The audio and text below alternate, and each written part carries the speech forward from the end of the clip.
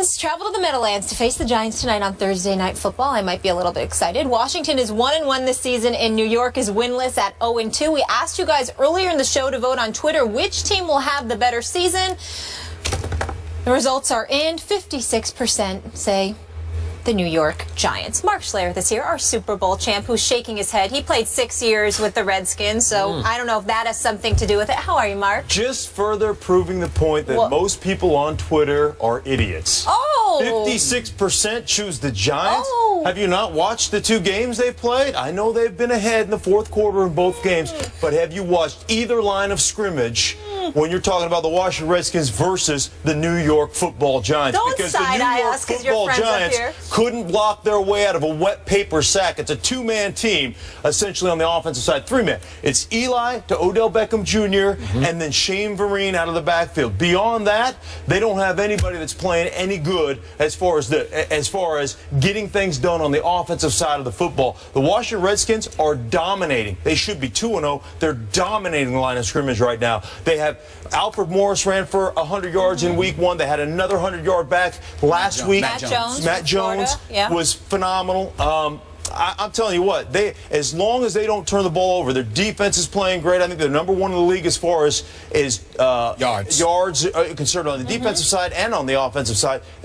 They've been great. I mean, flat out great. And the bottom line is you control the line of scrimmage in this. We get all this. We talk about periphery players, and we talk about receivers and quarterbacks, and we talk about running backs, and we get all Twitter-pated over all those things. Bottom line, you don't control the line of scrimmage in this league, you don't win. And the Washington Redskins are flat out dominating the line of scrimmage right now. So to be clear, the Redskins will have the better season. There's no question the Redskins will have a better season. They're a better football team. All right. Right now, they are a better football team. By the way, don't you read on Twitter what people write back to you? All the time, yeah. That's what I thought. So why would you waste your time? Just a question. I don't know. What, with Twitter?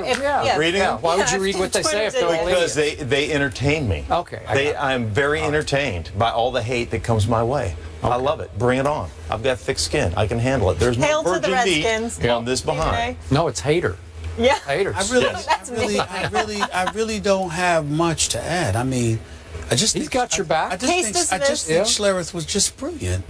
And you know, in his elocution, just the things that he said, and you know, the content of his information, the Redskins have dominated at both lines of scrimmage. I told you how they looked. They didn't just sneak up on the Washington Redskins. They ran the ball effectively, but more importantly, their defense is stout. When you consider the fact that they're the 3rd-ranked defense in the NFL, number 1 in yards allowed, and the way that they're playing, and you consider the fact that all Eli Manning appears to have is Odell Beckham Jr., a 2nd-year receiver, and a guy like Shane Vereen, who came over from the New England Patriots, that's not going to be enough to beat the Redskins so long as Kirk Cousins doesn't turn the ball over. 100%. And why should we expect him to turn the ball over when he has not 1 but 2 100-yard rushers over the last 2 weeks of the season? And Matt Jones and Alfred Morris. I can give the football to them to run the ball about 40 times a game, and they should be just fine. They're doing a great job managing him. Now, he had 1 boneheaded interception in week 1. Yep. I'll get 3-man rush,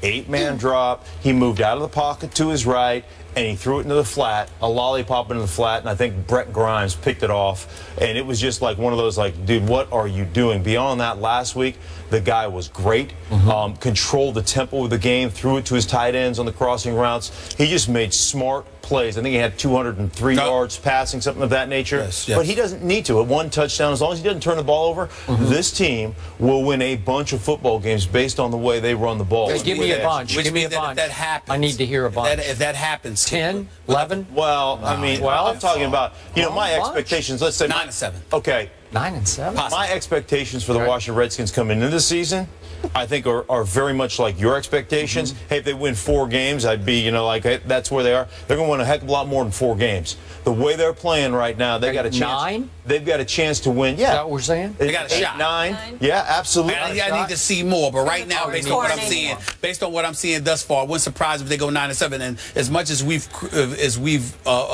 criticized him over the last year and a half, let's take a moment to give Mr. Jay Gruden credit. Okay. Talking to some guys in the NFL, they say the man can coach, and the way they're playing right now, he looks like he's doing a good job. Yeah, they're doing a great job. So, if memory serves, I believe this Kirk Cousins started one game against your Giants, your New York Football Giants last year, and I said, dude, what are you doing 4 times? Not once or twice, 4 times. I said, dude, what are you doing? That's true. Because it was just a disaster. It was. Remember that? In Washington.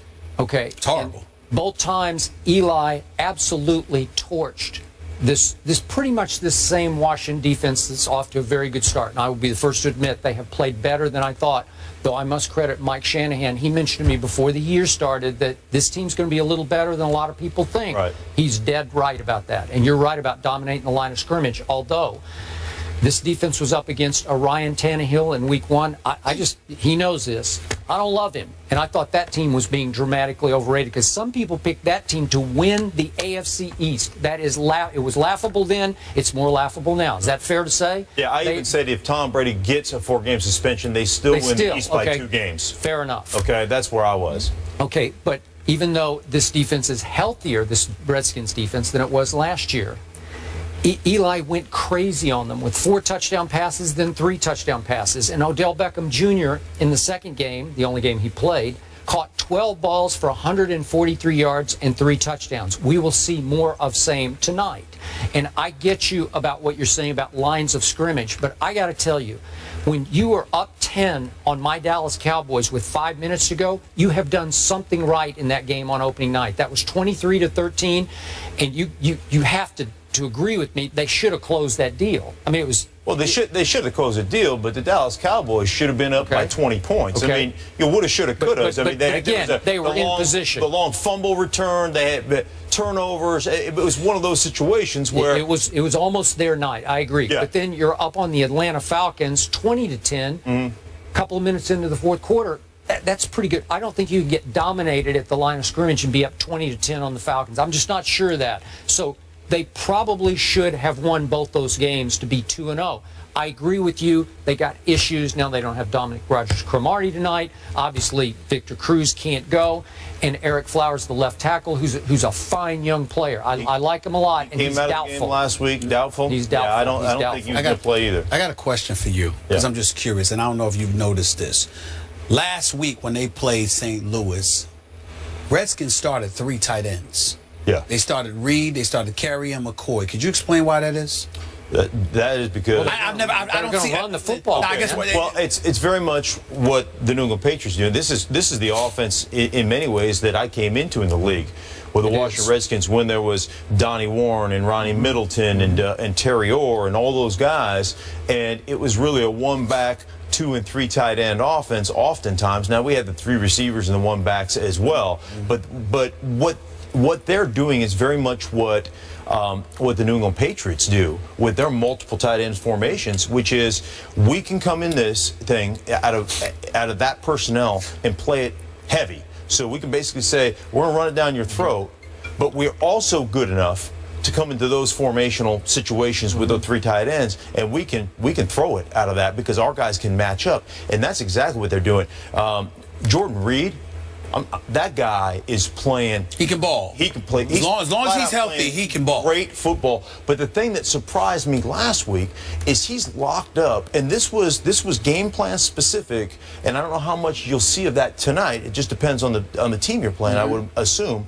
But they just locked up on defensive ends with their tight ends against the Rams. They locked up against Quinn. They locked up against Long, and they said, you know what? We can dominate the edge of the line of scrimmage just with our tight end formations, and they flat out did it. Let me tell you why I asked you that question, and I want you both to tell me if I'm wrong. I'm thinking when you got your 3 tight end set, it's not just about getting somebody to help you block, but can also pass catch for you. It's about making sure that you're basically letting everybody know you're going to restrict yourself to short yardage situations. You're not trying to look for the long ball pretty much at all. You're going to pound it with Matt Jones and Alfred Morris, and you're going to have those 3 tight ends. And I looked at it as strategizing to cushion things for Kirk Cousins and basically send the message: we're going to beat you up. Right. What you going to do about it? Am I right in saying that? That's 100% right. The other thing is in the passing game, you're going to get favorable matchups. I mean, think about week 1 against the Pittsburgh Steelers when New England loaded the box with 3 tight ends, and all of a sudden, down to the goal line in the red zone, bam, they explode out. 1 minute, they run a slant with Gronkowski, and they run a drag to Chandler.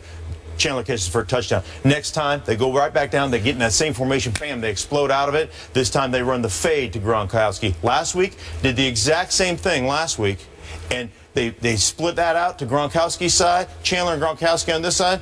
They threw a fade on the other side to another tight end. Well, the first one you described, the first one you described is what Tom Jackson calls the rub route, correct? Yeah, that's a rub route. Yeah, was it Chandler over there? But the same formation, 3 tight ends. So they get these favorable tight end on linebacker matchups in Washington as well.